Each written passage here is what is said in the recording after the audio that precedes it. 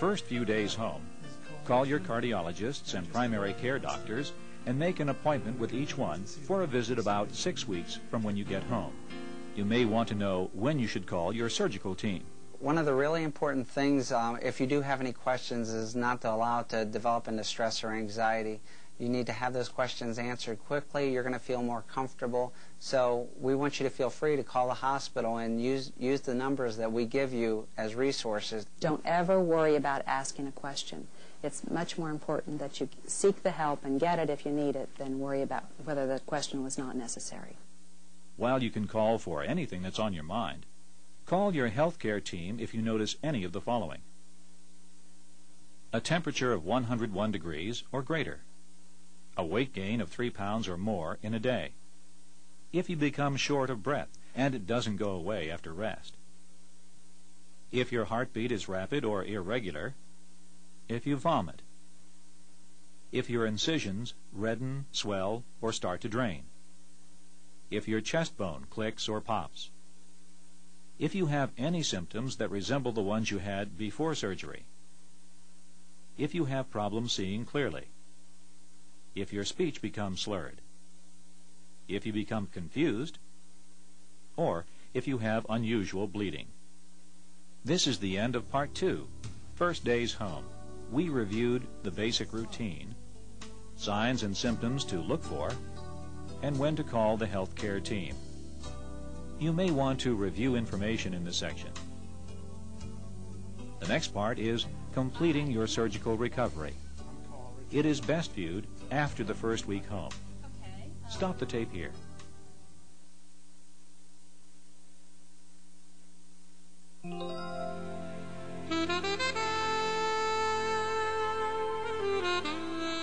Every day I would feel myself getting a little bit stronger and a little bit better, a little bit more alert. Good morning. Good morning. How are you? By your second week, you've probably settled into a comfortable routine, but your body is subtly changing, and you need to know what to expect from it. Taking your temperature and weight every morning is as important as ever. In fact, the routine you set up your first week home is basically the same for the next 6 weeks. You know, the incision doesn't hurt as much this week. In your second week home, you're gradually feeling less pain from your incisions. Your muscles may feel achy, a delayed reaction to your surgery, and one that you may notice more as you become increasingly active. Using a heating pad can help, but only for short periods, as heating pads have a drying effect. Never sleep with a heating pad, and never use it on your incisions. You'll start taking fewer pain medications in your second week, and then stop taking them altogether. You might find that substituting Tylenol or extra-strength Tylenol for prescription pain medications every other dosage will help. In your second week home, you can now take tub baths if your incisions are dry and healing well, using mild soap and water. Your incisions are looking and feeling better. Your risk of infection is decreasing, but the risk is still there. Continue to check your incisions daily until your wound is completely healed. You may still eat what you like during your surgical recovery unless your doctor has placed you on a special diet. Just avoid adding salt.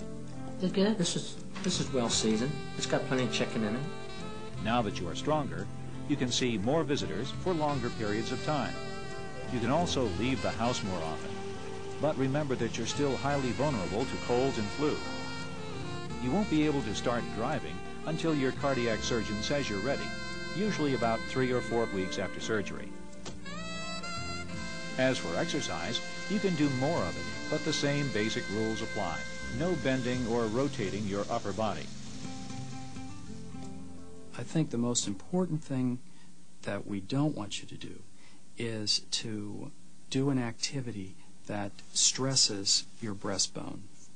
And what I mean by that is lifting anything heavy or reaching up and grabbing something heavy from above.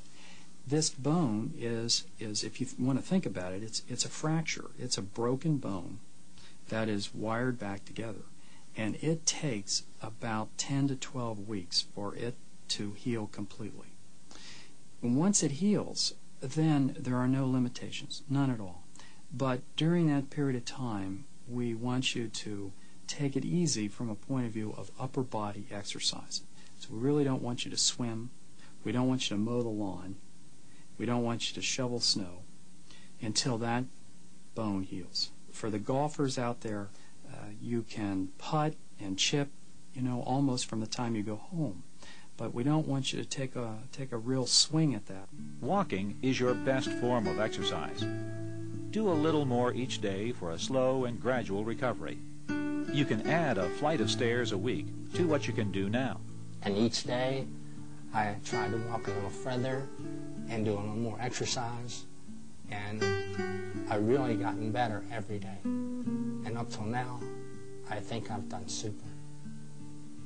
Rest is still very important, but now you can do a little light cooking and housework. Your second week home, you may find that you have some new or unexpected emotions, where you're up one moment and down the next. Whatever your feelings, talk with your family or friends about them. It's not uncommon to feel that you're not going to get any stronger. That's a pretty common feeling at this point in the recovery process. You're going to feel better with time. You may have a real good day where you're able to do a lot, and then the next day you may have a bad day where you feel tired and feel like you have to rest more, and that's all normal. But you need to listen to your body, to be patient with yourself, and to give yourself time to get better, because you will get better. Going new places can take your mind off of your worries. One of the most challenging aspects of your recovery may involve intimacy in your relationship. You may soon be able to resume sexual relations. A general guideline for resuming sex: you should be able to walk up 2 flights of stairs without becoming winded or short of breath. You should be well rested. And it's also a good idea not to eat a big meal beforehand. Hi, good morning. You may be asked to return for a follow-up visit with your cardiac surgeon a few weeks after your discharge. And during that visit, it's a great time to bring your questions.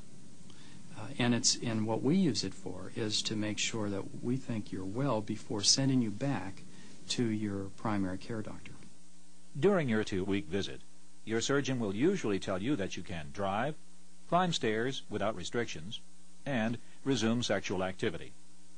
However, you should avoid lifting heavy objects for another 6 weeks. Once you've visited your cardiac surgeon for a final evaluation, your surgical recovery is complete. This ends part 3, completing your surgical recovery. But there's more that you can do to make it less likely that you will have to have surgery again. We'll go into more detail in the next part: cardiac rehabilitation and cardiac risk factor reduction.